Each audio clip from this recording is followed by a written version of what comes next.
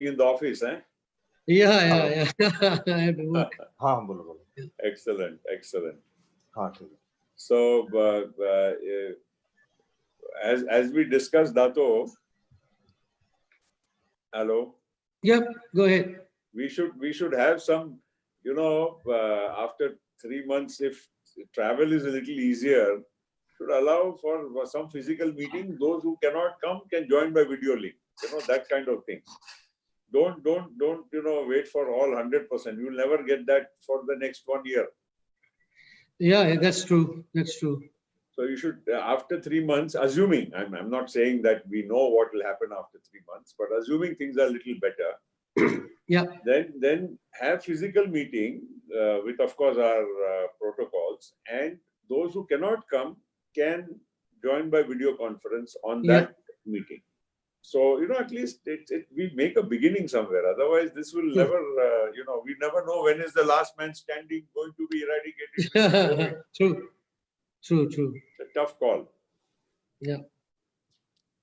So, generally, what do you feel with all these tournaments and all now in the next 6 months? Of course, the calendar now for World Cup Under-17 has been given for February. Do you think things should be okay by then?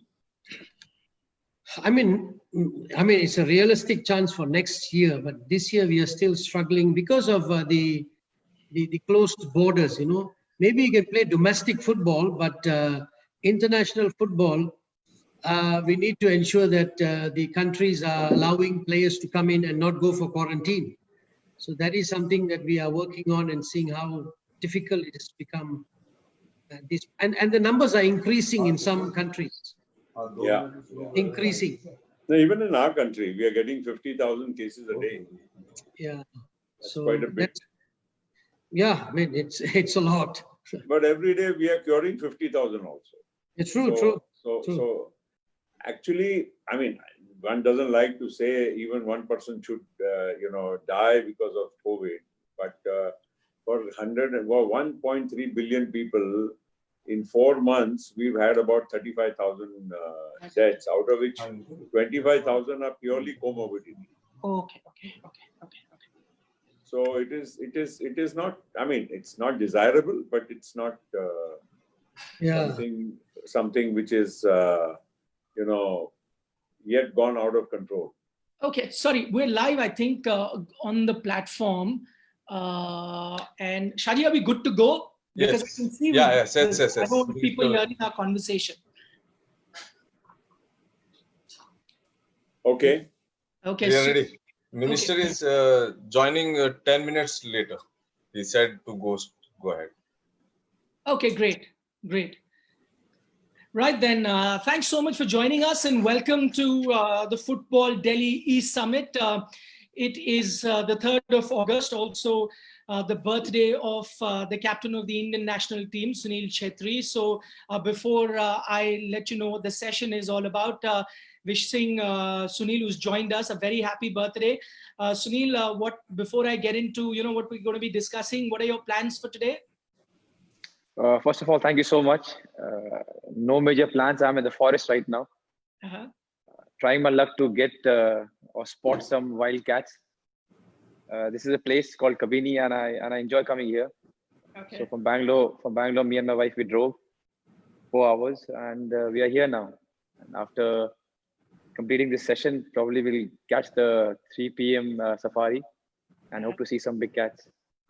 Okay, that's a lovely way to spend your birthday.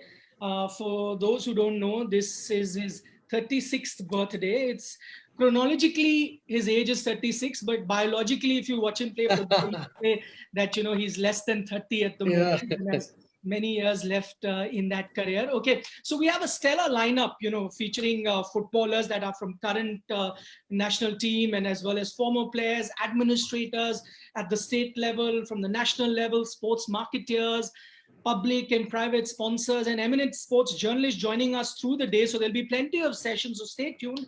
I'm sure you'll have a great time if you love football. And it's not just restricted to Delhi football alone, but we're taking a look at Indian football as a whole. So if you're joining us now, do keep a track on what's coming up a little later after this session. You could watch that as well.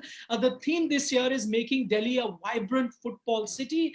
If I was to just draw an analogy from cricket, I mean, it was always a big city, Delhi, but today you'd have to say it's the most important city in Indian cricket because it supplies the maximum number of players to the national team.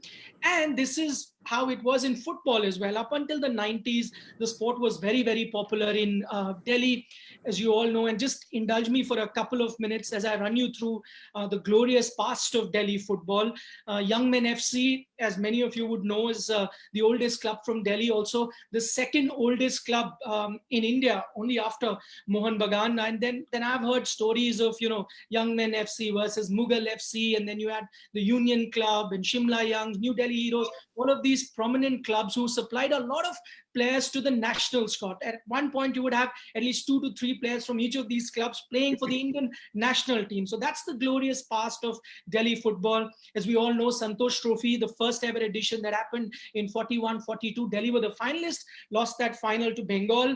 But then took revenge the next time that edition of the tournament happened 3 years later in 45 and won that final that was played in Delhi, beating Bengal 2-0. So football in Delhi, as I said, extremely popular till the 90s. And in local league matches, you would have people pack into the stadium. I myself remember going to the AFC Challenge Cup, Nehru Cup. That happened till very recently, till 2008, 2009, and you'd have packed stadiums. So how is it that we can bring those glory days back to Delhi? That's what we'd be discussing. Just let me introduce you to our panelists. We've got Mr. Praful Patel, the president of All India Football Federation, joining us. Sunil Chhetri, I've already introduced. Dato Windsor John, he's the general secretary of the Asian Football Confederation. We've also will be joined by the chief guest of this session, Honorable Minister Shri Kiren Rijiju. I believe is a bit late. He'll be joining us very, very shortly. Jagdish Mitra, he's the Chief Strategic Officer of Tech Mahindra. We all know the contribution of Tech Mahindra to not just Indian football, but international football. Is one of those proud sponsors that you see during the FIFA World Cups as well. But I'd like to begin the session and call upon Shaji Prabhakaran, the President of Football Delhi, to give his welcome speech. Thank you, Nikhil, for this wonderful introduction. It's a great honor for me today. Good morning, namaskar, Honorable Mr. Praful Patel, President, All India Football Federation, Dato Windsor John, General Secretary, Asian Football Confederation, Mr. Jagdish Mitra, Chief Strategy Officer, Tech Mahindra, Sunil Chhetri, Captain, Indian National Football Team, members of the Executive Committee of Football Delhi, member clubs, speakers, panelists, media friends, football community, and all those who are watching us live. It's a historic day for us. You know, we celebrate Delhi Football Day since 2018, and we are really honored that Sunil Chhetri is joining us. He is with us and spending his day with time with us on this very important day. I extend a great welcome to Sunil Chhetri and happy birthday, Sunil Chhetri. I wish you great years ahead and wish you unprecedented success going forward, and God bless you with top fitness, success, prosperity, and keep scoring those goals, keep giving us those glorious days and matches to celebrate in India. You have been a great inspiration, and it's a great honor and privilege for me to welcome you to this important e-summit. And it's a really great honor. And now it's a great honor for me and privilege to welcome Mr. Praful Patel, the President, All India Football Federation, the only and the first ever council member in FIFA and the member of Parliament Rajya Sabha. It's a really delighted that you could spare time today and be with us to celebrate this day and share your thoughts. And we are greatly looking forward to that. And I take great privilege, and it's my honor to welcome Dato Windsor John, General Secretary, Asian Football Confederation. He is a great friend of Indian football, and personally, he is a mentor for me. And he's been a great, support to football in India for many years. And we are, honored that you could spare time and be with us. And he is live from Kuala Lumpur today with us. And Mr. Jagdish Mitra, who is the Chief Strategy Officer, I extend heartily welcome to you as well. You could spare time from your busy schedule, and we are looking forward to hear from you. Your thoughts on Indian football and Delhi football in particular.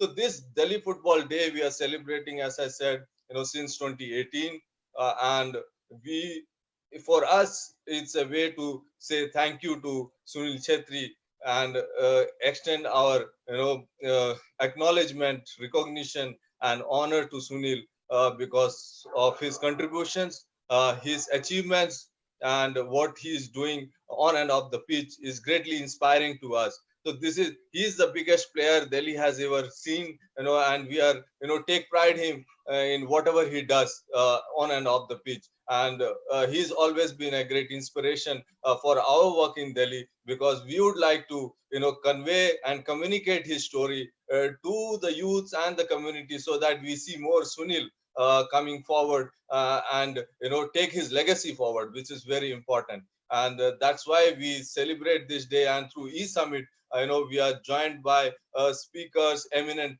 voices from across the globe, and we are very sure that we will be able to get a lot of learning from this 10 hours of engagement today, and we will be able to contribute in further development of football in Delhi.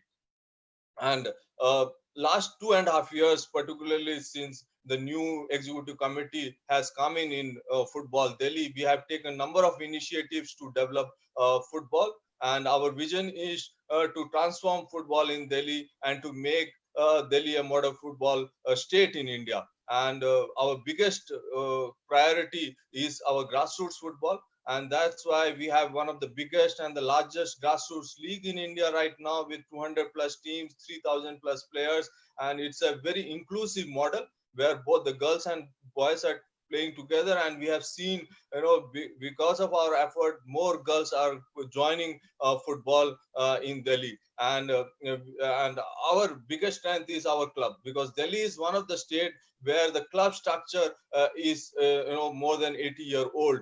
And as Nikhil in his introduction mentioned, that the Young Man FC is the oldest club in Delhi and the second oldest in India. And our clubs are greatly sacrificed and kept football alive in Delhi. And my tribute to all of them who are really working hard. But what we need is how we can really transform all of them and build the capacity in them, so that Delhi becomes an example in India to have a complete club structure with a very efficient club model. And definitely we will be able to achieve that. But what we need is the collaboration and cooperation of everyone, because we single-handedly cannot do it. And Delhi, being a capital city, has its strength. And we have to learn from other big cities in the world what they are doing and what Delhi is missing. And I'm sure Mr. Patel will agree with me that based on his experience, that the capital city plays an important role. And being the AIFF headquarters is in Delhi, I'm sure we will be able to get best out of the All India Football Federation, and we will work hand in hand to take Delhi football forward. And it's last few years, last one decade, since the Delhi headquarters of All India Football is shifted to Delhi, there is a great shift of football, and the focus towards Delhi as well. And we, are going through one of the difficult times because of the pandemic, but our resolve to develop football, is only strengthened. And we were prepared because we have digitized our process. And we have one of the unique initiatives what we have taken is called FD Connect system, where we register all our stakeholders and we try to engage with them, and we can only be ready, I am sure, to be completely digitized in few years time with the support of everyone. And we are as I said, we have taken a number of initiatives. So we have also proposed to have a capital cup in Delhi in partnership with the Ministry of Sports and also with All India Football Federation, because earlier the Durand Cup, DCM Cup was a famous attraction, for Delhi. But unfortunately, all those competitions have died down, and we are not able to encourage and put the motivation to our local football community. Therefore, we thought, okay, let's initiate this Capital Cup, and I'm sure we will see this live next year, because by the maybe end of this season as well. So we would like to take advantage of the Capital Cup and build a premier league for our football clubs in Delhi. And also we think that one of the teams from Delhi will be part of I-League soon, because Mr. Patel has publicly stated this few times that Delhi deserves a team, and I'm sure this might happen, and that would be a great encouragement for us. And because, as I said, Delhi is a capital city, and it requires a great focus. And if Delhi can do something, it will inspire the country. And we want to become an example, but we want to work as with everyone together, because Delhi reflects diversity of India. And if we can do something, it can become a model for other parts of the country. So what is required is collaboration, cooperation, and important is, as we today celebrate Sunil Chhetri, he is the biggest product Delhi has, thrown out in Indian football. And we would like to showcase him, because he is the strength we would like to, capitalize, and we would like to see more Sunils coming. And Sunil has been a great friend of me for last 15 years. He's always there for anything what we need, and really admire his commitment. And thank you, Sunil, for all the work you do for football in India, and particularly for Delhi. And and once again, I welcome each and everyone for this important summit. We will definitely make this summit as a great learning platform, and try to put great energy to our system. And it's really my honor that Mr. Patel, Dato Windsor John, Mr. Jagdish Malhotra, Sunil Chhetri, and now also we will see Mr. Kiren Rijiju, the Honorable Sports Minister, will be joining us soon, because he particularly been a great help to us. Since he has come in, we got to use Nehru Stadium free of cost, and he's always there to support us. And he's a great admirer of football, and he has publicly stated what is his vision for Indian football. So therefore, we can't wait to hear from him as well. And definitely we have, at a right time, where we will see the effort of All India Football Federation of last 10 years, and how we can see Indian football moving forward, and our team featuring in the World Cup, and that is going to happen with all our effort. Thank you once again. It's been a great pleasure. And those who are watching us live, and all our speaker panelists who have really given their valuable time and going to give their expertise, it will be a remarkable day. We will celebrate this day. Thank you one and all, and I once again welcome each and everyone. Thanks a lot for that, Shaji. Thanks for laying out the plans for Football Delhi. And also, the best thing I liked about your speech is your realistic targets of when will India produce the next Sunil Chhetri, rather than when will India produce the next Lionel Messi or Cristiano Ronaldo, something that is often asked. Sunil, that leads me perfectly into your address. It's over to you. What would you like to say? Good morning, everyone. Thank you so much for having me. First of all, I want to say I am highly honored for having this day in Delhi football's calendar. This is something which is beyond my dream. You know, when you're growing up, you never think that there'll be a day just marked because of your birthday. So thank you so much, Shaji. And going by your speech, I totally agree that the capital of a country should be the one who is driving the sport in the country. And in that context, we lag behind, which is not very ideal. Wherever I've played outside, people ask me, so how come there is no big clubs in Delhi? And I could never pinpoint the right answer as to why, because if you look around the globe, every capital city is the one which is the protagonist of the football in that country. It can be Madrid, it can be London. I mean, there are so many examples, you know.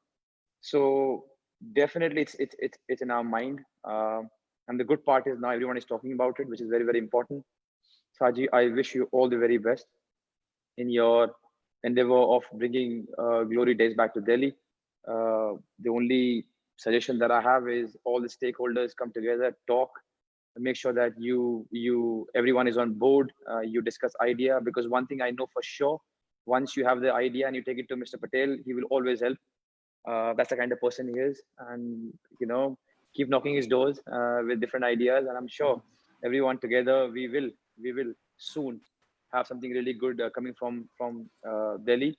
I do not actually I'm on the same page of bringing another Sunil Chhetri, because that's something that we already have. We need much more better players than Sunil Chhetri, because the dream that me and Mr. Patel have is to reach the best 10 in Asia soon. And for that, we need better players than Sunil Chhetri. And I'm pretty sure that if we identify the talent at the right time and give him or her the right nourishment, we'll get miles better players. If we could do with whatever we had 17 years back, we can definitely do better than that with whatever we have now. So I'm really fortunate that I'm in the esteemed company of all the gentlemen over here. And once again, thank you so much for making this day special for me. Right. Thanks so much for that, Sunil. Now I'd like to call upon Mr. Jagdish Mitra, the Chief Strategic Officer of Tech Mahindra, for his address. So over to you. Thank you, Nikhil. Thank you, Shaji, and Sunil. Very, very happy birthday to you. You remain an icon. You remain an idol to a lot of us who, you know, while growing up, to some of us might look slightly older to you because of our hairstyle or lack of it.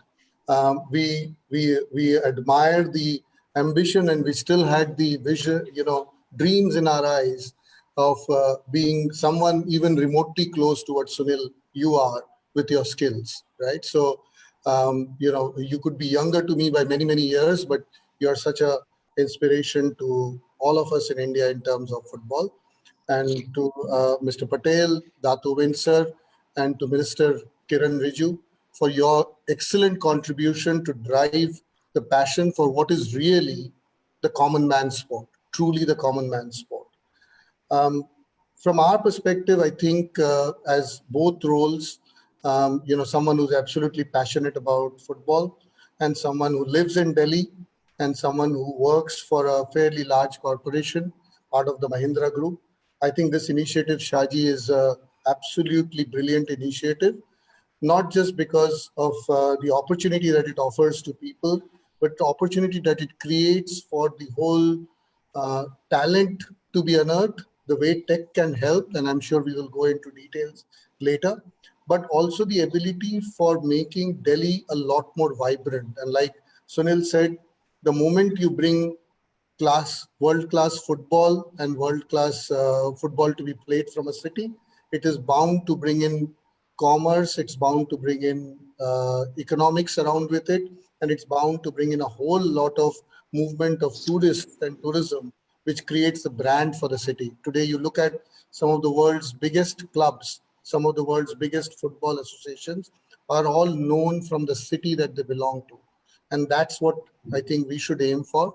I think there's a great opportunity for all the people around here, sports association, the government and politics to come together, sportsmen like Sunil and organizations like us to come together and make that happen.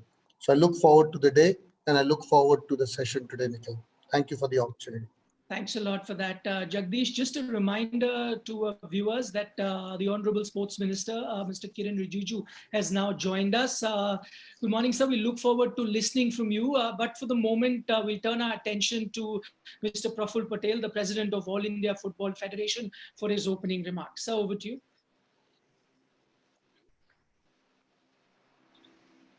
I think your mic's on mute, sir. Good morning, everybody, and I'm happy to see my dear friend and esteemed colleague in Parliament, our Minister for Sports, Mr. Kiren Rijiju. Good morning, Minister, and welcome to this session. Thank you. And of course, another very dear friend and esteemed colleague from the AFC, and who I rely very much on to run Indian football ably and in the right direction, Dato, Windsor John. Good morning, Dato. And of course, Shaji, who's been with us, and I've known him for many, many years, right from my early days in the AIFF, and now, of course, who's come to head Football Delhi. And I think he's done a good job in redefining all the problems of Football Delhi. Of course, that's why he's rechristened Delhi football as Football Delhi. So I think that's good. Shaji, wonderful initiative, and I'm happy to see you here too. And Mr. Mitra, thank you for joining us also. And most importantly, the man of the day, man of the match, whatever you want to call it, Sunil Chhetri, our loved captain of the Indian football team. Very, very happy birthday to you, Sunil. Thank you so much, sir. And Thank you so much. you still have many seasons to go yet before you hang up your boots, at least for international football. I'm not saying that, and we still need you. You still have to guide many a young footballer, handhold them, and make sure that they not only fill up your boots, but also we need many more Sunils, as Shaji and others were saying, that we need many more Sunils to, make Indian football vibrant and strong. So once again, Sunil, great achievement in your career, great contribution to Indian football, and wishing you a very, very happy birthday to you. Thank you so much, sir. And thank you, Nikhil, for introducing all of us. So I won't go into too much of other things, except to say that it's been a very momentous journey for me as the president of the All India Football Federation. I was a reluctant administrator of Indian football, minister. I was not anywhere looking at becoming the head of Indian football, because our dear colleague who's no more, Ranjan Das Munshi, was heading All India Football Federation for many years. And I was only interested in Mumbai, the Western India Football Association. Not so much only because of course, I played football, I'm passionate about football, but as administrator, I came in by default even there. But anyway, those are times and circumstances we all have to go as they come along and take it head on. And my only, I'm going a little back into memory lane, because everybody looks at the present and judges us only by what's happening today. But very few people don't realize that what an uphill task it has been even to reach where we are. There's so many challenges, so many odds, and so many roadblocks. And that is actually what people need to understand. And I do appreciate people always judge the game by the standard and the level at which the Indian national team is playing and performing. And people do, of course, want the Indian football team. And I'm sure Sunil realizes that the pressure when he gets onto the field, that when he's representing India, the colors, he has that huge pressure that I have to give my best, because people are looking at the Indian football team's performance. And that's what eventually, of course, for any sport, as long as the national team plays well, the entire country starts following the game and takes it much more seriously. And I think when I at least started my journey in Indian football at the AIFF, we had a long list of things to do.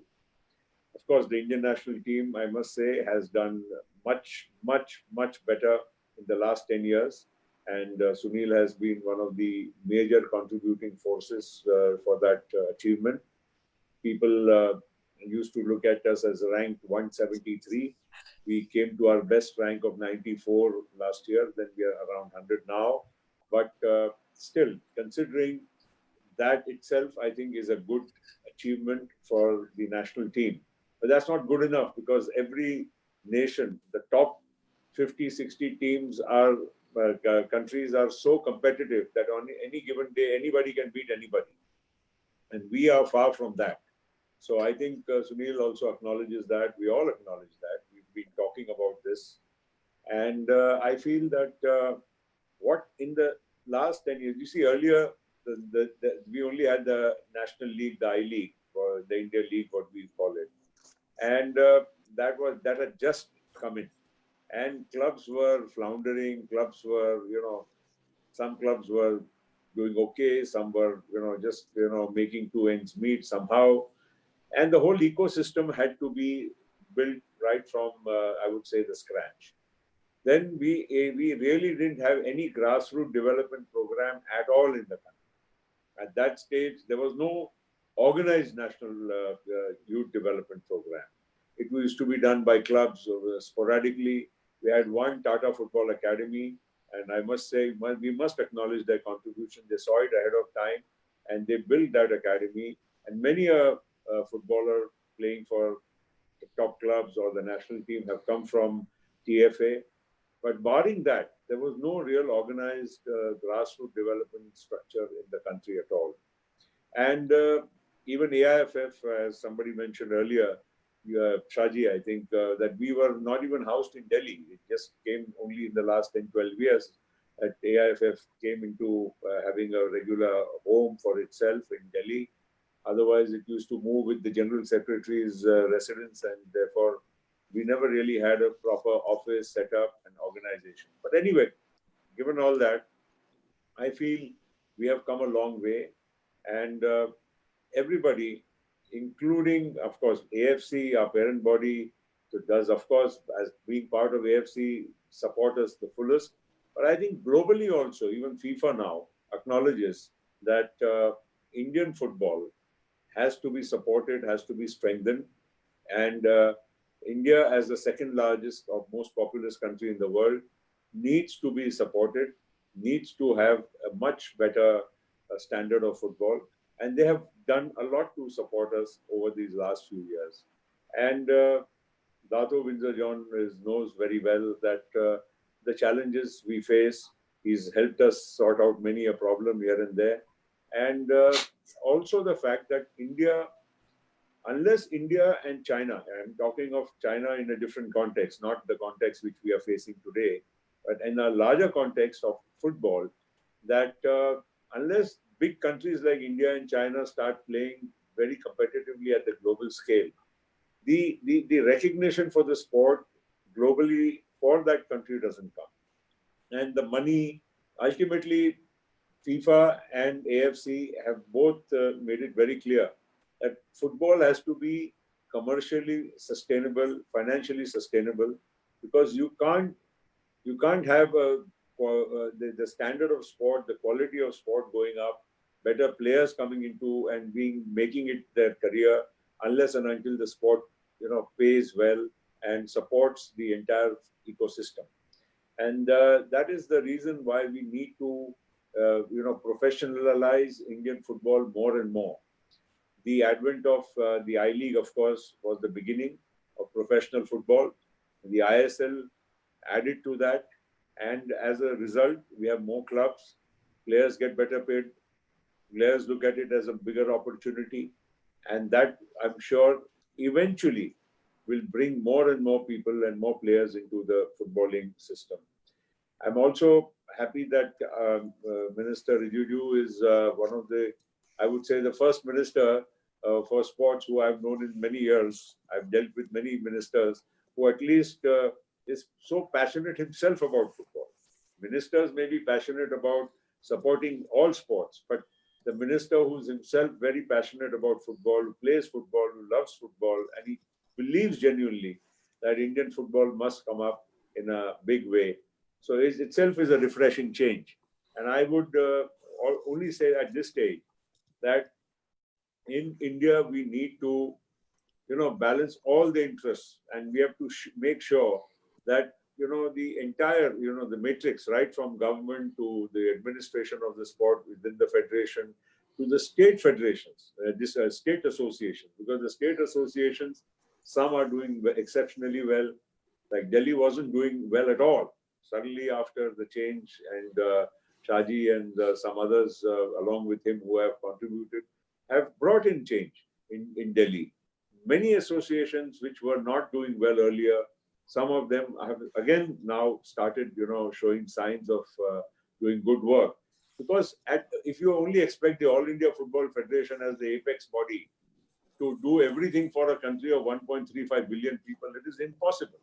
People are then expecting a bit too much from us. Everybody thinks that, AIFF is the solution for all problems. It cannot be, because with a limited resource and a country as large and diverse as India, if you think that only one association or federation at the top can do everything, no, we need the support and strengthening at the lower level, also at the state level. And states should also ensure, Delhi is of course fortunate, it's a city state, but bigger states have to also ensure that whatever they do trickles down also to the last district and the last village of their state. Because otherwise, there are many, when we've done this talent scouting in the last few years, especially for the World Cup under 17 and now for the Women's World Cup under 17, which we'll be hosting next year. These are good opportunities. And now we have a full department. People are actually working, scouting for talent and building up a strong reserve of players across the country. That is important. Unless a country like India has 400, 500, 600 players, both within the men's and the women's group, wanting to play top level football and are qualified and capable of playing that level of football, we will never be as a national team ever going to rise as much as we want to. So that is very important, that we have a big bank of footballers. And for such a big country, we know of countries of 500,000 or less than 500,000 population doing so well at the global stage. So why can't we, if we have the right ecosystem and we develop those skills and we bring those youngsters into the mainstream, I'm sure India will also have that kind of a large number of pool of players which will help Indian football. Because unless national team plays well and does well, and the country will not really be following football as much. We see today within India, in spite of all this, cricket is of course way up, but next to cricket, the second sport even today is still football, in terms of the number of people who watch it, follow it, play it, and the high level of football which on television, the youngsters, especially in tier 1 cities, tier 2 cities, all our children are watching La Liga, EPL, Bundesliga, Serie 1, whatever they are able to watch. The youngsters in today's time are really being very attracted to football all over the world. So that is something which is very encouraging. The amount of people who are now coming to us, my child wants to become a footballer. What do I do? Where do I send my child, my girl, my boys and girls? It's very encouraging, refreshing. That never happened 5 years back. That now I get a call almost every day. Why don't you help my son get a better placement in some better academy? Where do I send them? So these are positive signs, and I think this will help us in a long way. One major area, and where the minister also needs to support us, and I'm not saying he doesn't. Of course he does, but I'm saying he needs to do more. Is that you see today? Now look, football Delhi. Now we are talking of this theme of this today's conference is Delhi, and why Delhi? See, Delhi had a great footballing culture. You talked about the second oldest club of India from Delhi. You talked of many other, top-notch footballers coming from Delhi.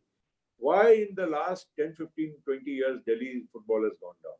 One of the reasons is once the professionalism started, Minister, there are no stadiums. You can't be playing a normal league game or any other game in the Jawaharlal Nehru Stadium. That could be only for bigger games and bigger, matches. But the Ambedkar Stadium, which used to be there, it's in shambles. There is no dedicated football stadium. Trust me, if I look around all over the country, there are no even state associations which have their own football stadiums, barring one or two here and there, which are not so great. So if a state association does not have a football stadium, now in Delhi, if they have to have regular matches, they need good stadiums, they need support of the infrastructure, and a state association on its own is not going to be able to do that. So I think we need to redefine this. Your support to talk to every state, make it mandatory that at least the state associations, and I'm not only talking of football, it could be any other sport too, but let them have some minimum infrastructure which is provided by the state. Land, is a big problem for all the state governments, but few acres of land for a sport which is to be played in their own state. I think states like Odisha need to be commended the way they have supported every sport. I think they have actually set a great model where they support every sport like football, hockey, you name it, and they're there. So that is something which we need to inculcate, that spirit within all the state associations, that they need to support the state governments rather to support the respective sports in their own states. So without detailing much, I think football Delhi, yes, I agree that Delhi as the capital must be very much on the football scene. You see, if you just go back only 2, 3, 4 years back before the ISL started, how many clubs we had? The maximum clubs came from Calcutta, Goa, and a few from the Northeast. And there was an odd club here and there from North India. Minus that, there was no clubs. Even Kerala didn't have a club. Tamil Nadu didn't have a club. Andhra, Telangana didn't have a club. Karnataka didn't have a club. Most of the major UP, Bihar still don't have clubs. So if you look at the landscape of India, Rajasthan, Gujarat, so now we are redefining that, and now you have so many more clubs spread across the country. In fact, Delhi I-League club, I'm sure it's going to be a reality in this coming I-League season. We are committed to that. I've made it very clear on many occasions that Delhi must have an I-League club. Delhi not only must have one I-League club, it's big enough, as you rightly said in your opening remarks, that it can have more than one club. So we should all work together hand in hand and develop football in Delhi. It's a capital cup is a good idea. And I think many such old tournaments like Rovers and others which were there historically, of course, because of the busy calendar, or because of the leagues, have been disrupted. But I think we should all work together constructively to build a strong footballing ecosystem in the country. So I don't want to go into too much, except to say very happy and very proud. And also AFC is also very happy and proud that we have had 2 World Cups in India for the first time. FIFA Under-17 World Cup and the FIFA Women's Under-17 World Cup. I think 2 major FIFA tournaments. And I think this is, people may not really think too much, but I can tell you, to have this age group World Cup coming first to India is the right way to begin, because you are building up footballers from the age of 12, 13, 14, 3, 4 years before the World Cup into the national squad. And Minister, I must tell you that today the women's team is doing exceptionally well. Sunil will also agree on the world stage. The underage teams, both for boys and girls, are doing very well. when they have so much more exposure. I'm sure Sunil would have, if Sunil and in his generation would have had that kind of at younger age exposure, what these kids are getting today, it would have made a big difference to Indian football. But nonetheless, I think this is a good beginning, and these World Cups are actually bringing India into the global arena and the spotlight. And the second thing which I feel is that like now Tech Mahindra is here. While you support a major FIFA tournament like the World Cup, I think more and more corporates need to support Indian football a little bit more aggressively and meaningfully. Because unless that support comes, I mean, see, AIFF may have one a marketing partner, and therefore we may be able to survive. But we need much more money. We can't just do with this kind of money alone. We need much more money coming into Indian football. Of course, Indian football, 10 years back, Dato would have had only 100 crores in the total footballing, I would say, the financial economic system. But today, Indian football, the ecosystem is worth almost 1,000 crores. So that much more money has come into Indian football. Players are getting better paid than what they used to be paid earlier. So this is also a big change. And I think we need to work very, very closely, aggressively, hand in hand, and to support Indian football. And we need, and as AIFF, I can tell you that we need the support of each and everyone, including the fans, including the spectators, including the administrators. Everybody must think alike, work alike, because this is, as I said earlier, this is not one man or one federation's job alone to build Indian football. Everybody has to work together with that same zeal and enthusiasm. And I once again congratulate Football Delhi for this wonderful interaction.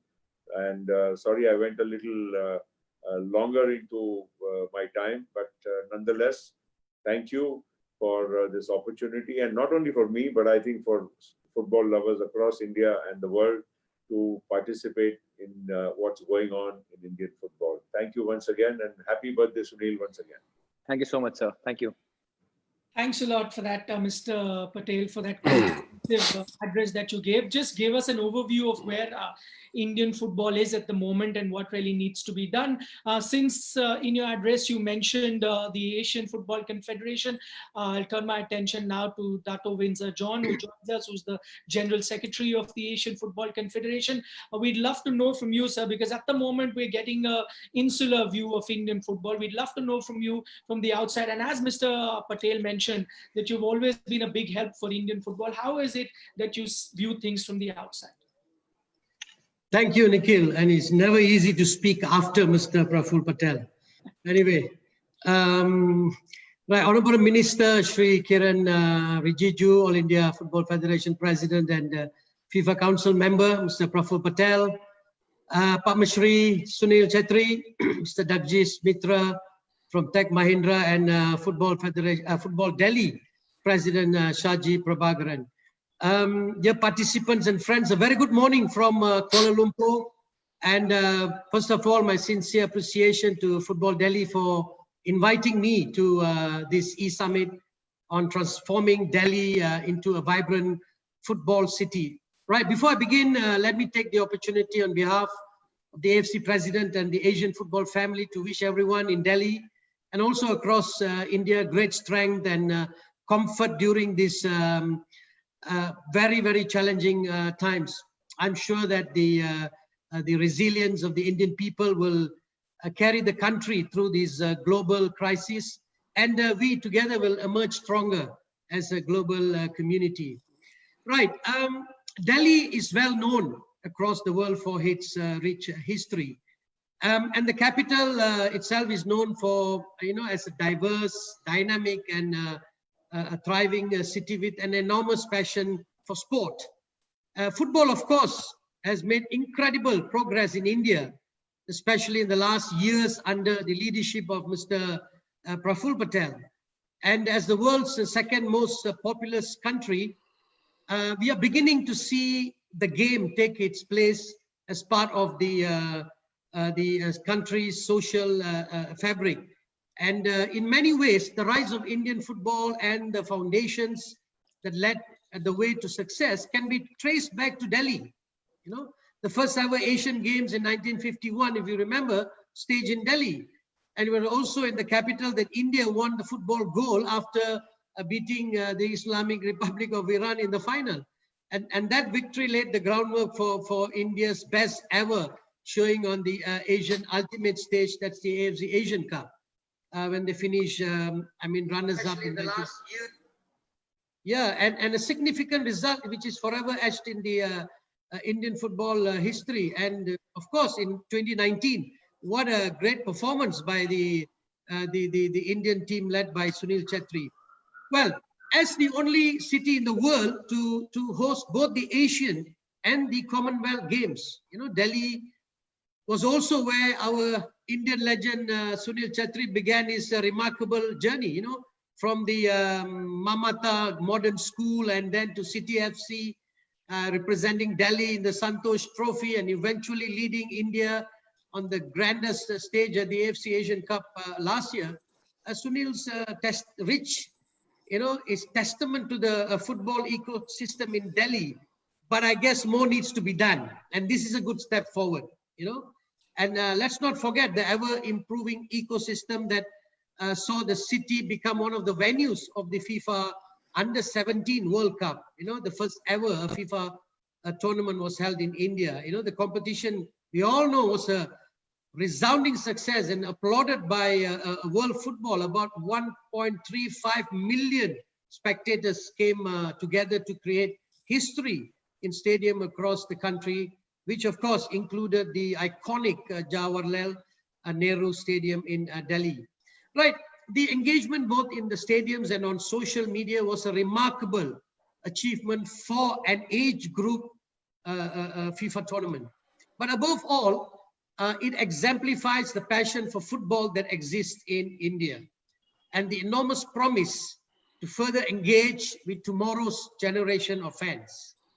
And in just over 6 months, the footballing world will again turn its attention to India for the next FIFA tournament, the FIFA Under-17 Women's World Cup. And while Delhi may not be one of the venues of the tournament, it's another clear indication of the faith in India's capability to host world-class football events. And then, of course, in 2022, the AFC Women's Asian Cup, you know, the pinnacle of women's football on the continent, will return to India for the first time since 1979. But football development, as you know, does not only rely on world-class events and infrastructure alone. You know, success can only be achieved through the multi-facet approach towards development and also in strengthening the foundations of the game at all levels. And just as timely, the announcement made by AIFF just a few weeks ago, requiring all clubs to invest in women football as part of the national club licensing criteria.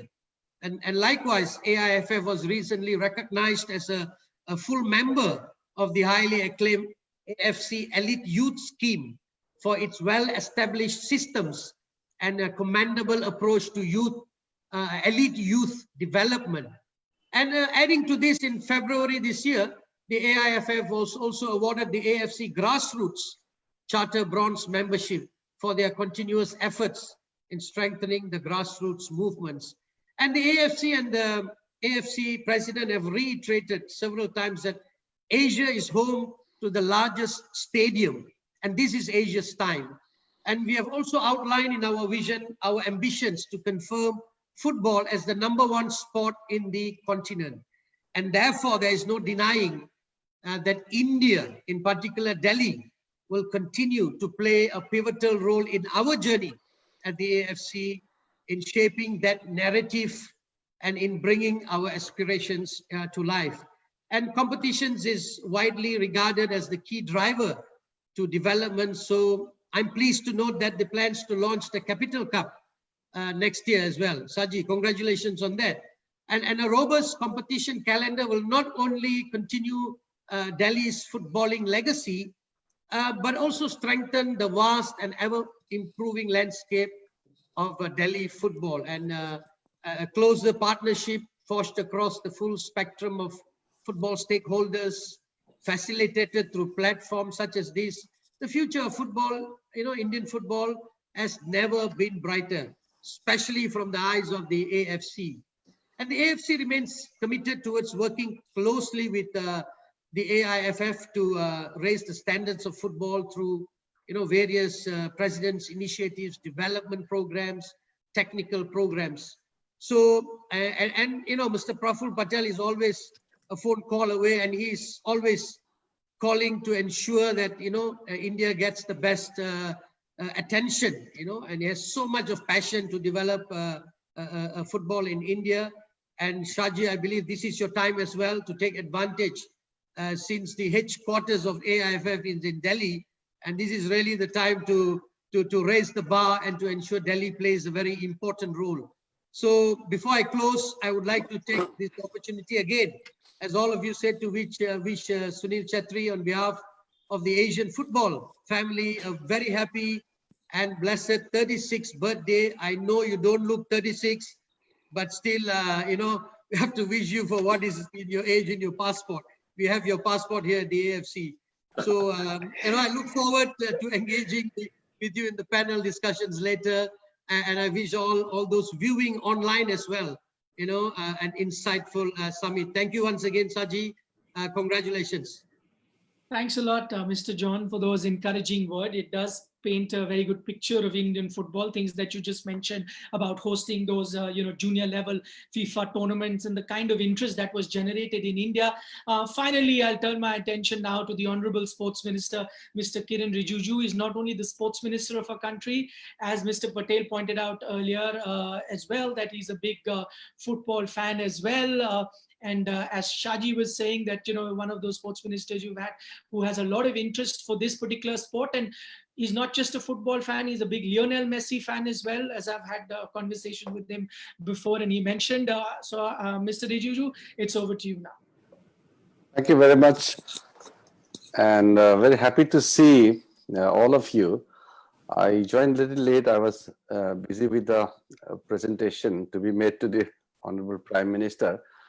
But very happy to listen to all of you, and thank you, Shaji, for inviting me to be part of this very important platform, making Delhi a vibrant football city. I think your aim is to bring back that old football glory to Delhi city. I think it's a wonderful effort, and good to see the All India Football Federation President and my senior colleague, Praful Patel ji, and happy to see Windsor John joining far away. I think he's a good friend of India, and he represents the Asian Football Confederation. And then we have Mr. Jagdish Mitra from the Tech Mahindra.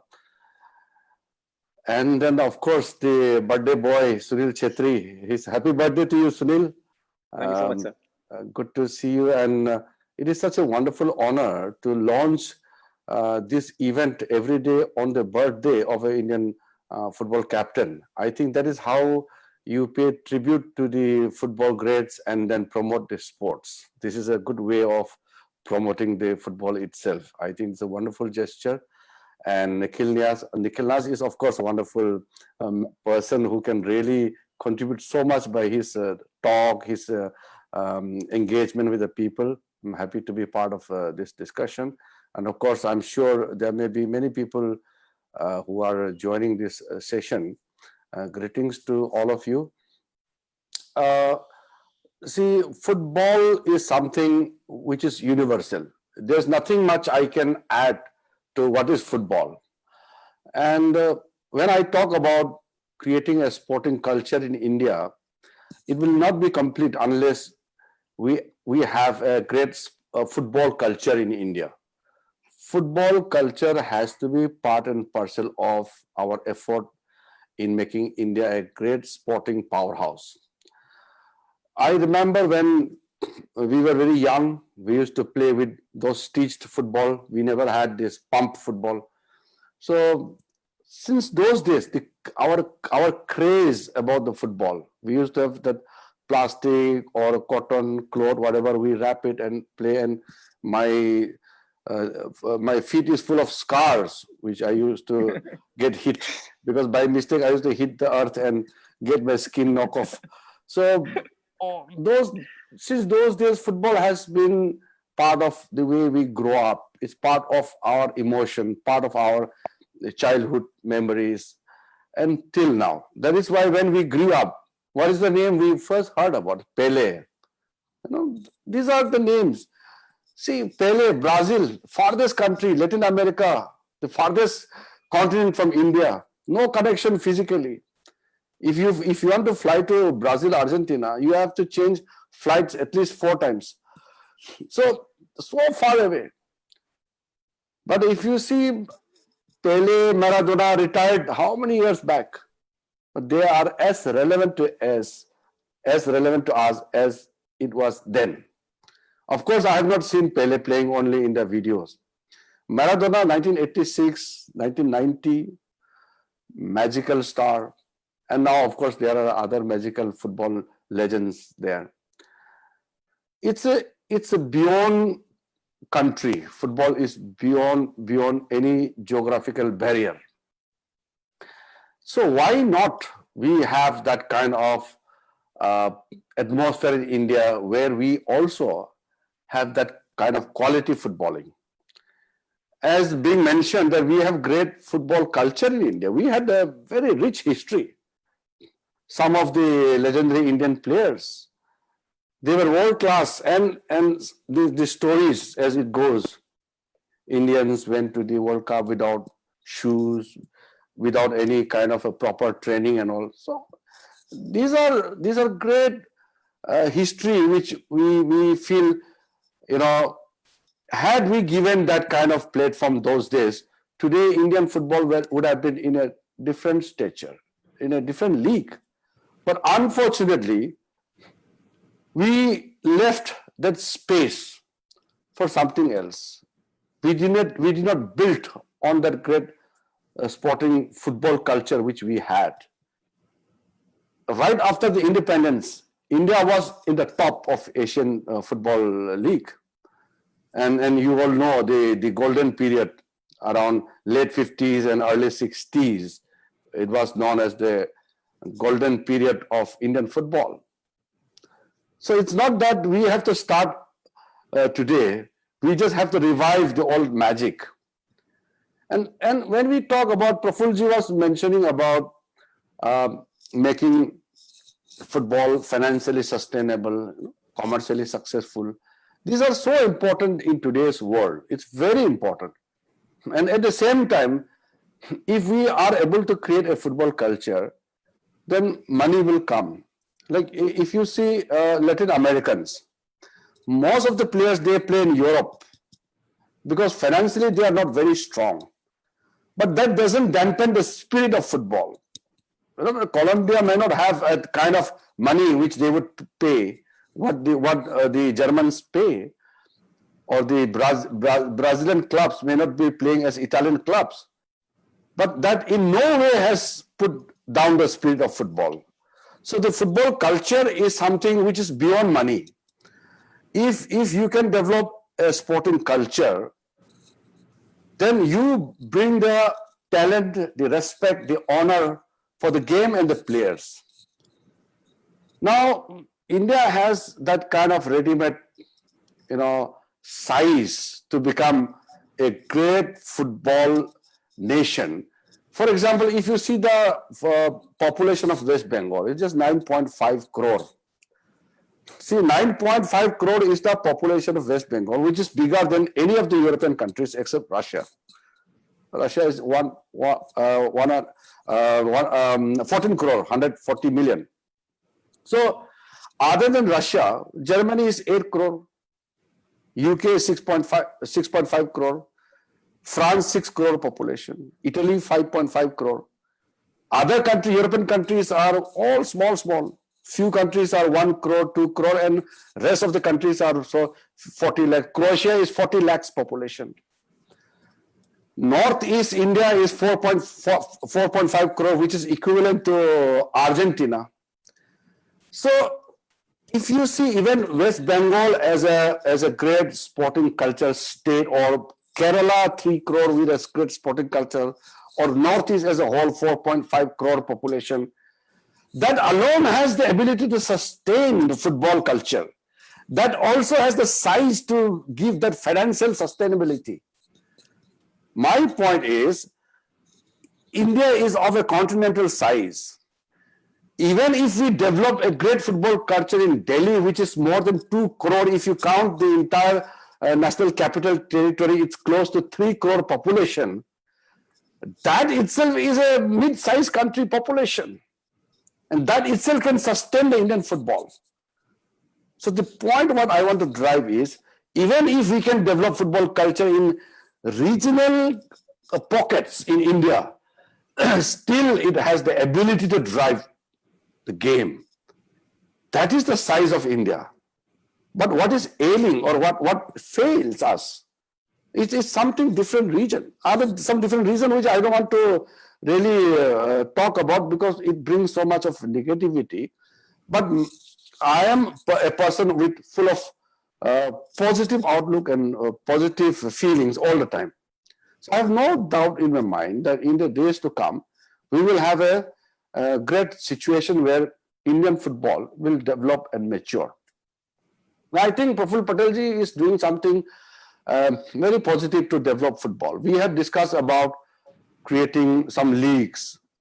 So next year, the postponed FIFA Under-17 Women World Cup, which is being rescheduled, and the dates are finalized.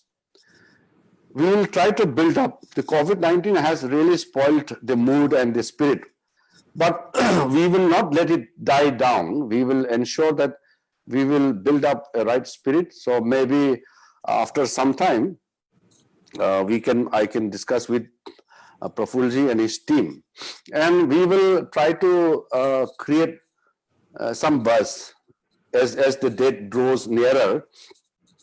We will ensure that this Under-17 Women World Cup to be held in India is one of the most successful ever FIFA event. We'll ensure that we will work together, and not only the football fraternity. I think the entire country has to stand. We all have to make it sure that it is successful, because it's not every time that we get FIFA events to be held or to be hosted in India. So this is a great honor. I compliment the All India Football Federation for ensuring and engaging with FIFA to bring this important tournament. The last Under-17 the boys tournament, which was held, I played a very big role there, as I was in the home ministry. So we launched Urja, and we had so many tournaments across India, because the Prime Minister had asked the home ministry to organize the football, that spirit within the Central Armed Forces, to build up that momentum. And so we could do it. I was very happy, and I was part of many events. And finally, the Under-17 men's FIFA World Cup turned out to be very successful. At the same time, I would also ensure that we need to go deeper into the talent scouting at the grassroots level.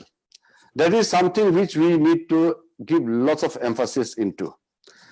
See, there are various aspects of things, how you develop a particular sport. You can produce great champions to motivate the people of the country, or you create the best system to produce great football players or any great athletes. It can be either way, but it cannot be a fixed rule. In sports, you can't say that you do this and you produce champion. There's no magic. It has to be a combination of so many efforts. So at the higher level, what is required to be done has to be done. And if Indian Football Federation wants to get most expensive football coach in the world to train our football players, I am ready to give financial support. That is not an issue at all. I'm very clear that whatever Sunil Chhetri says, Praful Patel says, Football Federation says, I, as a sports minister of the country, I will ensure that all supports are given. There will be no shortage of fund, money, anything. But I want to go deeper. So maybe in the next few months' time, because of the COVID, we have been forced to slow down our efforts. But I want to form talent scouting committees to a great professional level. So India is a large country, so we will have to have 4 or 5 committees.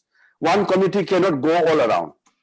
So we will form, along with the All India Football Federation, we will form a committee under the Sports Authority of India, because we will do all the funding and everything under Khelo India scheme. But it has to be led by All India Football Federation. So we will form, say, 5 committees: North India, South India, East India, West India, and Northeast India. Normally in the government parlance, we normally have 5 committees in India: North, South, East, West, and Northeast, just for the geographical convenience. So that committee, we will have fairly former players, technically sound people, those who understand football, because we have to go deeper. We cannot just go as usual. So with that 5 committees, which I'm planning to form, of course, I will take the names from Football Federation and consult with the experts. Then they will have to go below 12 years of age.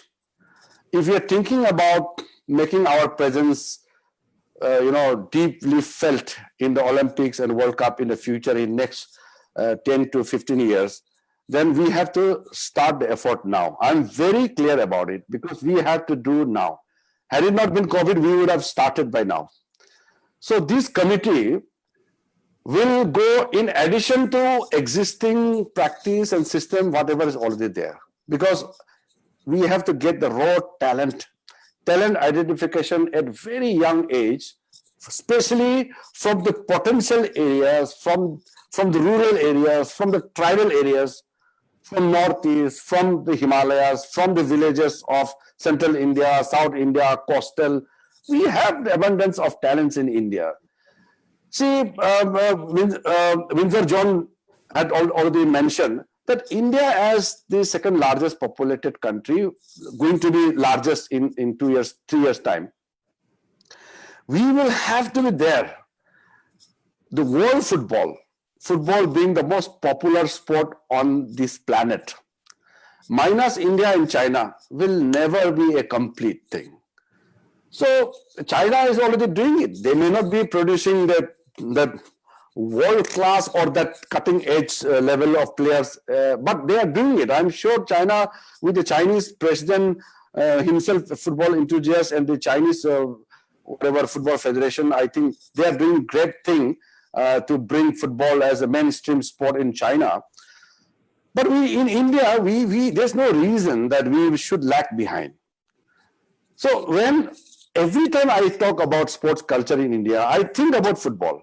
There are many important sports in India which I cannot ignore. But football has to be one of the main pillars, because without football, the country the size of India will not be considered as a truly global sporting powerhouse. The football is something which we cannot afford to ignore. As I am repeating, we had the great tradition. Something happened. Maybe after mid-60s, something happened. But thanks to the players like Sunil Chhetri, they were able to reignite the interest amongst the youths. And along with Sunil Chhetri and Baichung Bhutia did fantastic thing in igniting the football culture. He brought lots of people back into football, like I am Vijayan. There are great footballers. And then, of course, we are having many more youngsters coming now. So, like today, if you go to Northeast or Bengal, football is still part of your normal way of life. Football is still, you live it. It's amazing. If Ronaldo, Messi comes to Calcutta, there will be riots. They come to Northeast, there will be riots. I mean, the craze is unbelievable still there. But we are not able to really augment that potential and put into our real policy matter and to ensure that football becomes a great, football becomes the main sporting event of the country.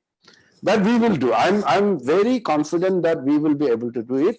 And while you are discussing about various issues during your main panel discussion, I'm sure you will touch upon various technical aspects, various issues where we will have to go deeper. I'm sure after this event, I will also inform about what all you had discussed.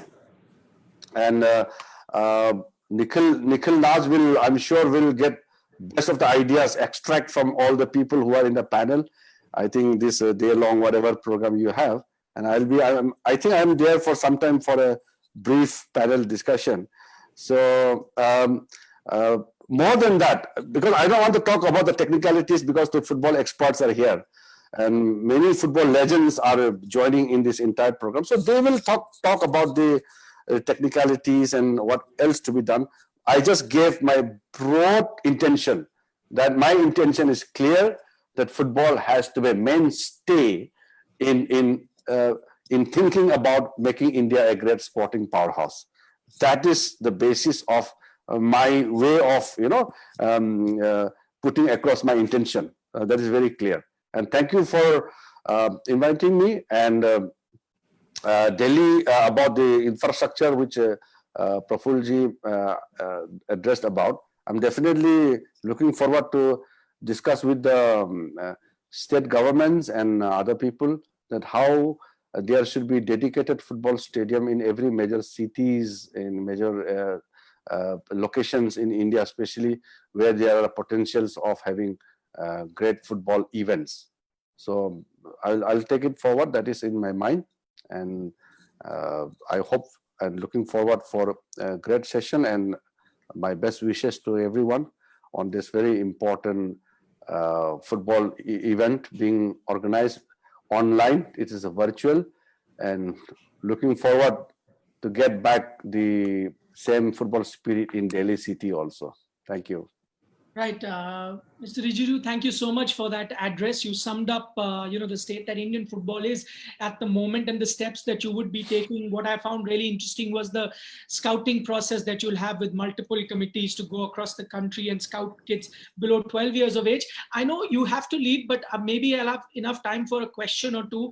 We've got about 15 minutes on our panel discussion as things stand right now. One question that I had for you, because we're talking about Delhi football in particular, Delhi itself is in a complex web of, governance structure due to different agencies that run, here. How do you plan to tackle that? Because there are different municipalities there. There's no clear-cut policies to support local sports association.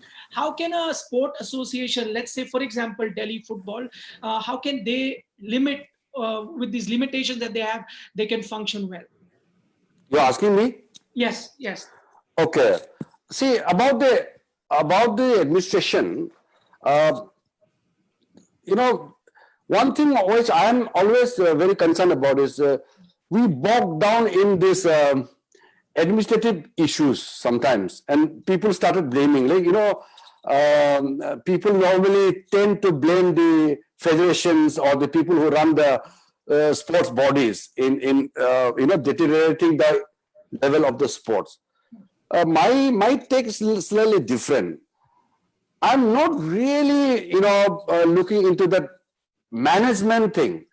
I think as long as we concentrate on the quality training, imparting of all, those technical support, players will emerge, champions will produce, teams will come up. But when it comes to administrative issues, there are something which I cannot, really settle it. For example, in Delhi, the administrative issues which you raised about the municipal Delhi government, the LG, that if I speak about what is to be done, then it might just spin out of the context. But what I can do is I can talk to the Lieutenant Governor. Of course, Lieutenant Governor, we visit each other sometimes. not in last 5 months, of course. We had talked about how to create better sporting infrastructure in Delhi, especially the football. I would like to talk to Delhi Chief Minister and Lieutenant Governor both. I will definitely advise both of them to come out with a tangible steps to create better infrastructure and to give better atmosphere, better ambience to have that football leagues and all other football events, so that the intention of Shaji Prabhakaran to bring back all glory into Delhi will fructify. I think we can do it. I will definitely look into what Nikhil has just said. Okay, great. I'm sure that will bring a smile to Shaji's face listening to you, that you will speak to the concerned party. Just taking a suggestion that you had mentioned, Mr. Rijiju, and I'll take that to Mr. Patel. Him talking about having 5 different committees to take a look at, talent scouting. I believe AIFF already was involved in some sort of talent scouting. I know that before the Under-17 Football World Cup, you did send your scouts across the country to look for players so that you could build on that team. How do you see this new step? Do you think this will be an addition to what you used to do already, or do you think it is something that was already done and tried and may not be of that much help? How do you view this? No. As I said earlier, for the Under-17 World Cup, we did have a talent scouting all over the country, and it continues. It's not that it's not happening, but if Minister has suggested a more aggressive approach in terms of going right down to the last village, or forming 5 different zonal committees, and the government of India's full support, even the size support in terms of financially, then bringing these players and putting them in their side training facilities. I think it's a comprehensive proposal, and I think I welcome it. In fact, it's something which will add much more to our own efforts, existing efforts. And I think it's wonderful to hear this from him. And I think as soon as we are able to move forward on this, I'll be happy to sit with him and engage and take it meaningfully forward. Also, I'd just like to add, while I was speaking, I mentioned a few things. Yeah. I wanted to add one more thing, is that, you see, we have a lot of foreign players in all our clubs, which we allow. While we certainly, all professional clubs have international players playing across the world and also in India, and they should continue. But we are trying to reduce the complement of international players as we go along, because what we are finding is, and Sunil will bear with me as a striker himself, that we don't have really many people playing the front line, forward line, who from our own country, and therefore in these clubs also. So we want to promote more and more of the the front line players, the strikers, especially from our own country in the clubs, which will help us to also in the Indian national team. I'm sure Sunil will share his experience someday in his book that all his efforts, while they have borne fruit, but it could have been much more better if he had at least 3 more Sunils along with him in the front line. So I think we are trying to reduce the number of foreign players as we go along, so that more Indian players will be playing in the forward line. Right. I mean, that is something that we've seen in terms of your policy as far as the ISL clubs are concerned, or even at I-League, we've seen that AIFF has come up with new rules to ensure that there's more Indian participation. But because we have, Mr. Rijiju still with us, and maybe this is a point that Sunil could take forward. Sunil, one thing, because we're here talking about Delhi football, we all know your growth as a Delhi footballer. You went to a particular school, you changed school so that, you could be in a school that supported the sport as such, and that would allow you to play.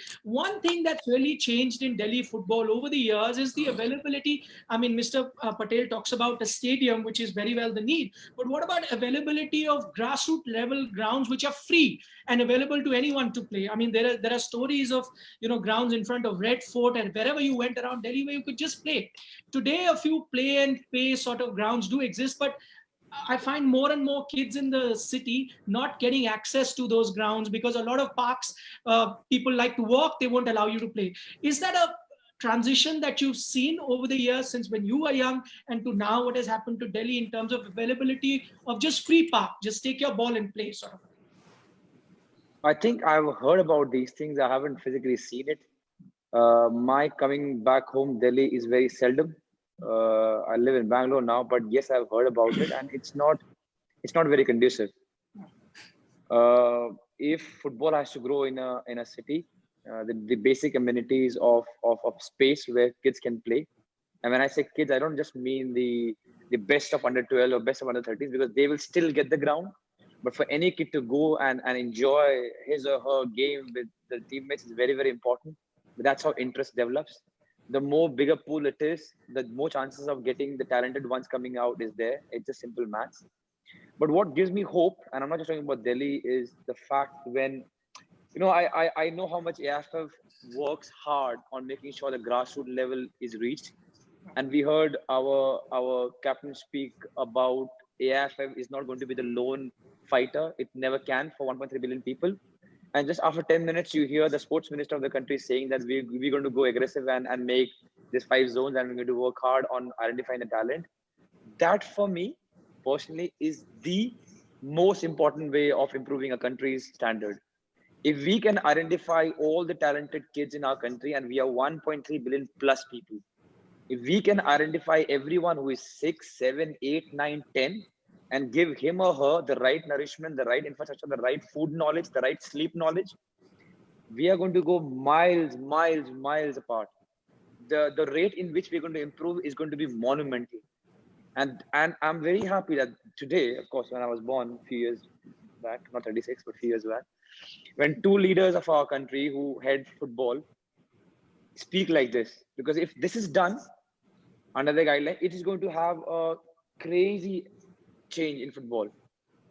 All the small issues where there is no ground in Delhi, all these things are going to be rectified with this bigger plan, where if every kid in our country is going to be identified and given the right nourishment and the right infrastructure, half problem solved. Because then whatever we achieve, wherever we land up, we can all raise our hands and say, this is what India has got the best. But right now, it's not. Right now, wherever the players are coming from, it's not enough. We haven't tapped in the whole talent pool. So basically, the statement of India not being there is not correct, because we haven't searched the whole of country. But if with these programs, if we can find out every kid, the Lakshadweep, the Andaman Nicobar, the interiors of Gujarat, somebody in Kashmir, anyone, if everyone, and if what sports minister said right now, and if it's followed, then we'll have the stats. Everything will be connected to everything. We all will know where the kids are. And then, trust me, we'll go leaps and bounds. Well, that's very interesting. I have a suggestion for Minister also, that Sai has many facilities across the country. You may not make every Sai facility the football facility as what we are thinking of. If you just make 5 facilities now in the 5 zones, one facility in each zone, to be a football-centric facility. Not only football, you can have other sports also, but that one facility will have everything what football needs. Then these kids which are scouted in those 5 regions can be put in that one facility and given the best of training, because we can't spread our resources thin. We have to give them then right from every possible aspect of football to be taught, to be administered, right from their nutrition to their mental conditioning to everything else, and the best of training. We get 5 centers that will really help us a lot. We are setting up the National Center of Excellence in Calcutta, but that will be for the national teams. Yeah. We are thinking of setting up a second center like the one we are building in Calcutta to be put up in Navi Mumbai also. The Maharashtra government yesterday only spoke to me about giving 19 acres of land in Navi Mumbai to be provided us free of cost. They will build the whole facility and we have to only run it. So if these kind of excellence centers come up across the country, and especially these 5 regions which the minister's vision is to have scouting, aggressive scouting along with us, I think we will have a good number of dedicated centers where we can impart very, very high level of training and education. Sure. And more importantly, Minister, I mean, Chhetri would know, now all the clubs, especially the ISL and I-League clubs, some may be a little bit lagging behind, but some have really started building up very good, their own grassroots programs. You have the Reliance Young Champs Academy in Navi Mumbai, which is also doing very well. Many other clubs, including the ISL clubs, have got very good programs where they are doing a lot of work. So all I'm trying to say is that we need on your idea to build on that very aggressively in the shortest possible time. Mr. Minister, are you there? Would you want to respond? About this talent scouting, we have to, it's in my mind to have 3 categories. See, for the young, extremely young boys and girls, say 6 years, 7 years, 8 years, 9 years, they will have to have that different kind of, augmentation process. So we will have to have multiple academies or training centers for the young boys and girls, so that we can have in a small regional basis or each state wise, something like that. Then we'll have some sub-juniors type, 12 years, 13 years. They can be zonal wise, see East India, North India, South India. But the senior ones, which Prafulji mentioned about, then that we'll have to have the center of excellence at the top level. We can't put everybody in same category. So the process has to be at different level, and the base has to be big for the grassroots. So I'm also thinking that we will also provide some financial assistance to the state government and federation if they want to organize local leagues, local baby leagues, so that you really, get the right platform for that talent scouting at the grassroots. If you have that kind of leagues at the grassroots level, at the panchayat level, at the municipal level, at the young boys and girls, it's very attractive. No, it's lovely to see 7 years, 6 years boys and girls playing. It's cute also. Then that is how I think the baby leagues, you start it there in a large scale. And then from there you bring up. And some people will play football as a passion, but some group will become professional from there.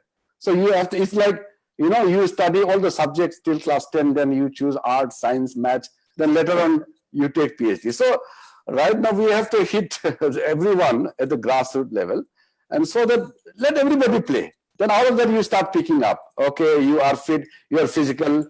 Somebody may be, very interested, but physically not tuned to football. That reflection, body muscle strength, all these things, speed, stamina. So, it's better to train to the one who is best suited to become a great football player. There are national instinct also. See, this natural instinct are something which is not gifted to everyone. So I think if we open up the door, then we will have that luxury to pick up the talents. My point is we have to go aggressively. And then, of course, at the national level, center of excellence in which state, which place, that will be decided along with the All India Football Federation and our SAI. But grassroots is something I'm more aggressive about at this point of time. All right. Next week, I'm in Delhi, I'll see you. Yes, please come. Nikhil, before, Yes. Nikhil, can I say something? Yeah, please. It's turning out to be one of the best birthdays, man. I think Sir just said that they're going to meet next week. I have both their numbers. I'm going to spam them. I'm going to send them messages every now and then. Now I'm really excited. Yes, please do. You should. You're an important stakeholder, and very interesting to hear about baby leagues. I think AIFF already has baby leagues, but as the minister was saying, maybe the need of the hour is to really make it, national, make it really big. But we also have, Tech Mahindra with us. They have a lot of innovations here. So Jagdish is with us. Jagdish, anyway, tech can play a role in, improving these scouting programs to get the best talent out of grassroots. Thank you, Nikhil. I was just hearing this, and like Sunil was talking, it's been absolutely brilliant conversation. I haven't heard such a passionate minister. It almost seemed like Minister Rijiju would probably wear the boots and get down onto the field if you given him an option. He does get down to the field. You should check his social media feed. I will now. My point is, I think as you know, for our country and for everything else that we do, when we obviously realize we need to leapfrog, we need to jump a few steps, because obviously European countries, some of the other markets that we talked about are ahead of us and they have years of advantage. Why we lost it, what happened is, I think, past, so it's no point talking about it. But in order to leapfrog, the only way out, Nikhil, and to the distinguished panel here, is technology. And I'm not trying to sort of say that because I come from a tech background. But imagine in today's world, in all the remote parts of the country that we are, and with even just with Delhi football discussion that Shaji started, today with the help of technology and telecom connectivity, we can do surgery. Tech Mahindra's technology, and there are many such technology companies which are enabling hospitals to do surgery. So the reason I'm asking that example is that if surgery can be done, I'm sure football talent scouting can easily be done using technology. And I'll give you examples of it. Today, with the help of 4G and now with the coming of 5G, which is one of the key things that technology will involve, imagine sitting where ministers himself comes from in a state like Arunachal Pradesh, or somewhere further down south in Kerala, or somewhere in where I come from in Bengal and Bihar, and some of those odd places where you don't have access to every stadium, but you have raw talent. If you remember, when we had hockey one of the days, Bihar and Jharkhand and Ranchi used to produce some of the best hockey talent because they were just good at it. Similarly, Bengal has great talent, Kerala has great talent, Goa has great talent, Punjab has great talent, and Northeast has great talent in football. They come naturally to them. But the idea of spotting them and then telling them, I love the idea of what Minister talked about in terms of 5 centers. But imagine your footballers and everyone sending you a clipping and the analytics that you can do of that clipping. You don't need everyone to be a coach. You can have a centralized team, almost like a monitoring center, which is dropping in content through video on your mobile phone. Watch this guy playing in some small town in Mizoram or playing in some small town in Kerala and send his clipping out. Imagine that talent spotting can be done for 1 billion people. I mean, I assume the age group, it's probably 200 million people. But I'm just talking about the ability for us to look at that talent is all driven through technology. You can then analyze whether the foot is moving in the right direction, whether the body is structured in the right direction. You can send coaching stuff to them all across from every aspect of digital technology. We are all, thanks to the government's initiatives over the past few years and before, the Jan Dhan, Aadhaar and mobile has now connected us across the biggest mobile population. You have the biggest, so for us as a country, you have to leapfrog. I'm telling this to you because from a Delhi perspective, me and a few friends run a small football foundation. It's called the Jishnu Mitra Foundation. I took help from Sunil Chhetri's father-in-law when I launched it in Calcutta. And I am actually doing that in Delhi today. We plan to launch it in other parts. And talent scouting and getting people together has been very, very difficult, very difficult. I work with an academy called the TSC. They come and help me, but getting a ground, get to them to do it has been so difficult. But now I use mobile. I use mobile for people to send me video clips of those technologies. And what people like Tech Mahindra can do is to enable the complete diet, coaching, football training, everything available through telecom connectivity. So we take you to your word now that you will do something for us also. Absolutely, sir. Absolutely. And you know, Mahindra has been a big supporter. Now you'll have to walk the talk with us. I'm all here. Like the minister said, we're all here to make sure this supports, because I think this has a big overall economic growth and a big development growth for our education and children. Very, very happy to support. I'm just suggesting that. No. Can I ask you for one help? I mean, intervening. It's a good thought, but how can you help us to design some kind of a centralized software? Absolutely can. Absolutely. Because then we can give it to the state units and we can send it down to, to the last and that will help us in our efforts also, what we are thinking of. That's exactly what I'm suggesting, Mr. Patel, that the ability we can, first of all, to answer your question, yes. That's a point blank yes, that yes, we will, yes, we can. Today, we do a lot of work with the government on Niti Aayog and different things that we are doing, including stuff around Arogya Setu, etc. But this has a much bigger implication on the other stuff that we can do. And I feel that the leapfrog that you and the minister and Sunil and Shaji and Dato talked about can only be achieved through digital. You will not be able to send 2,000 coaches. I'm hoping you will be, but reality means that you will not be able to send 2,000 coaches. You're better off with almost imagine this AIFF office of yours and the state offices that you center of excellence that you're building in Bengal have this panel which has monitors almost like a network operating center, which keeps sending you videos. You're able to analyze every angle of a player. And that's today possible. And we can help you do that. Thank you. We'll look forward. Cheers. Great. Can I take leave, Nikhil? I have a meeting. Yes, please. So Yes. out of time, you could, but I'll have the last word to Mr. John here. You've been listening to the conversation here, as Sunil mentioned that it was a great learning process. He's loving it. Could you give us an outside perspective of the thoughts that were just shared, and maybe certain other things that we could pick up, from some of the top Asian countries in terms of things that they may have implemented? Thank you. Sure. I have another meeting, so I'm taking leave. Thank you so Okay, much. Mr. Patel. Dato, Thank thank you. you, Kiren Okay, ji. sure. Thank you. Talk. I'll see you next Thank you, week. Mr. Patel. Thank you. Thanks, Nikhil.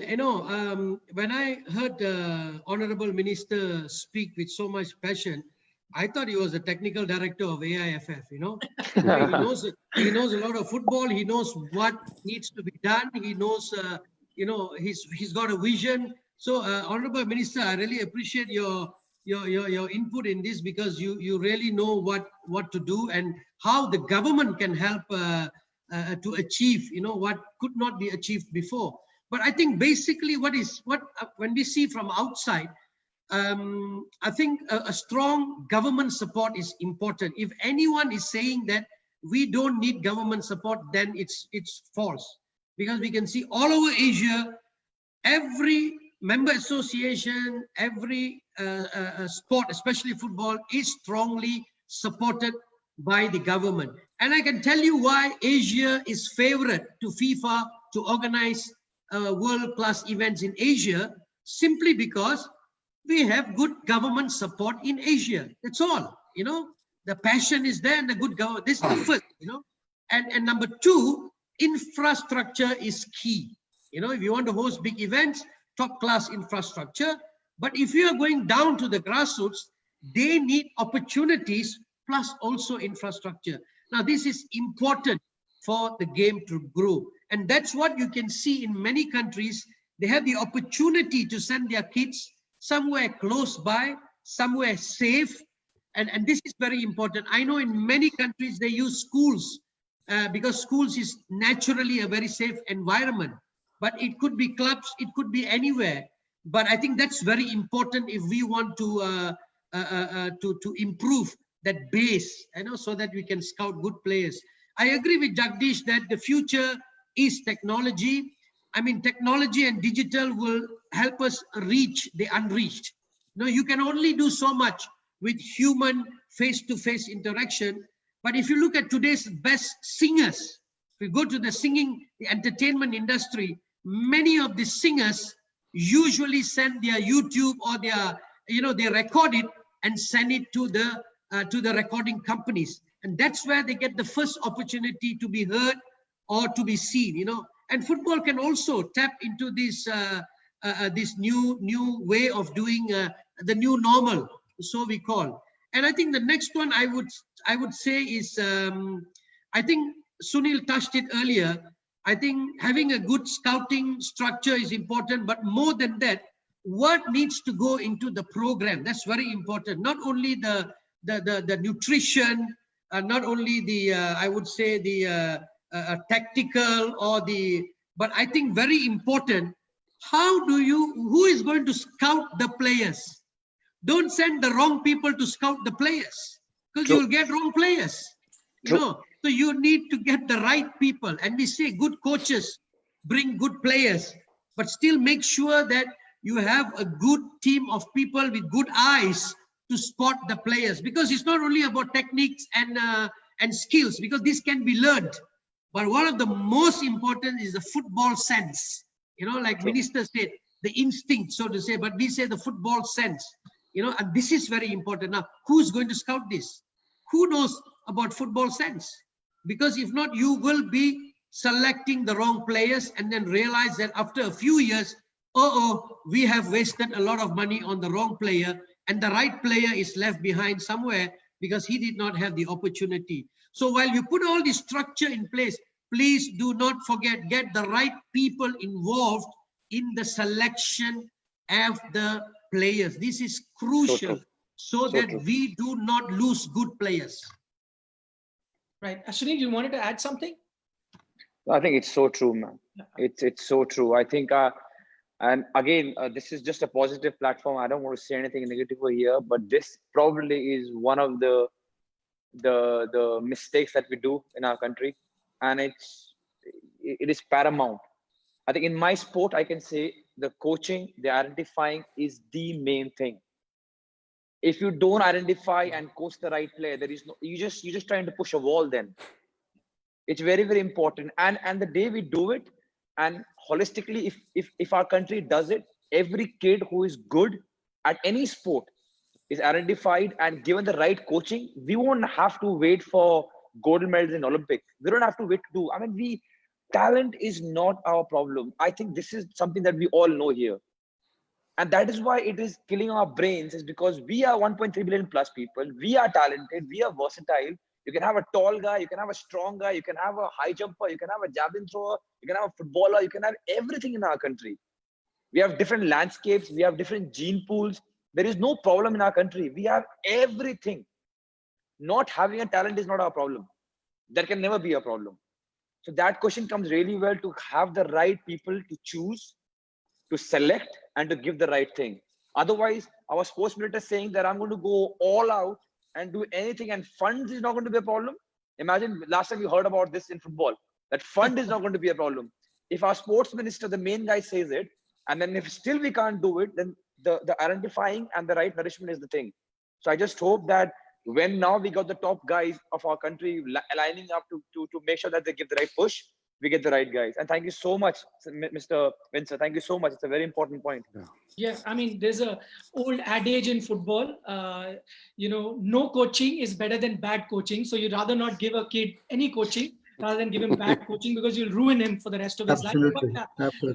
But you know, thanks so much for just as someone who was an observer in this session. This has been very enriching. As a former TV anchor, I've been part of many sessions where there's a lot of talk, but nothing really constructive comes out in the end. But this hasn't been one of those sessions.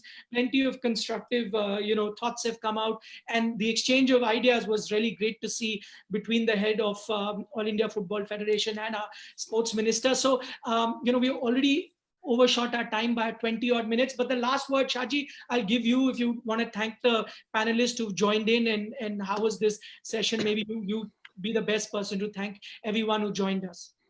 Thank you, Nikhil. It's been a very enriching session. Thank you, Honorable Sports Minister Kiren Rijiju, for finding time and, you know, motivating us, encouraging us, and what you have shared with us. Really, you know, it's like Sunil has summed up that it's a best birthday gift, and that's really sums up your contribution. And you know, we can only you know, go forward and, you know, do all that. And thank you for, you know, blessing us with all your time and encouragement. It's really, you know, we are blessed to have you as our sports minister, and looking forward to, you know, continue to interact with you. And you know, because you have a vision, you have a dream, and we all, you know, would like to see India in the World Cup. And with your focus, with your, you know, energy and the resources, we will definitely reach there. And thank you once again for your time, and it's been a great inspiration. Sunil, you've been, you know, again, wish you a wonderful day, and you know, sparing this much time on your important day, you know, it was worth, you know, great. With what I heard, it was worth. encouragement for us. Thank you, Sunil. Windsor John, thank you for sparing this much time. You always been a great support to Indian football and personally a great mentor to me, Thank and you. I Thank you always for the look up invite. to you. Thank And you. what you have shared is only will inspire all of us to do better in what we do. And Jagdish, as you have really put the focus into the tech, what is the tech will do, and that's no doubt it's an integral part of the whole operation of anything today. And we have seen during the pandemic its importance, its significance, and I'm sure Tech Mahindra will play a huge role in transforming football in India. And thank you, and Thank you for the opportunity. Thank you. At the last, Nikhil, you've been a great host. You could get the best out of everyone, and wish you a wonderful day. And again, thank you. And we have a great engaging day ahead. If you can spend some time and you can still listen to all our panelists who are joining from all over the world. Thank you. Thank you very much. Thank you. Thank you, everyone. Thanks a lot. Thank you.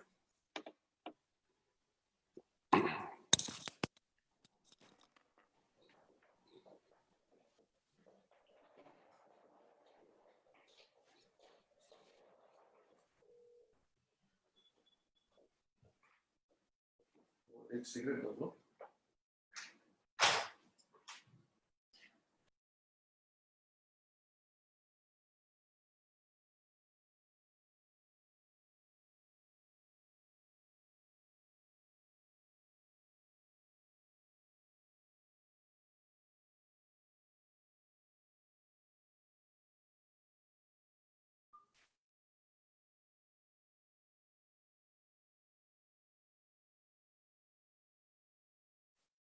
What a wonderful session it was.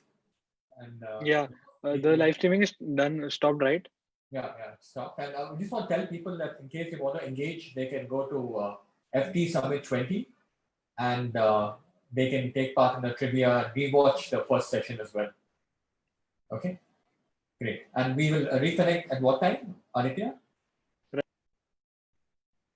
Okay, in half an hour. Thank you.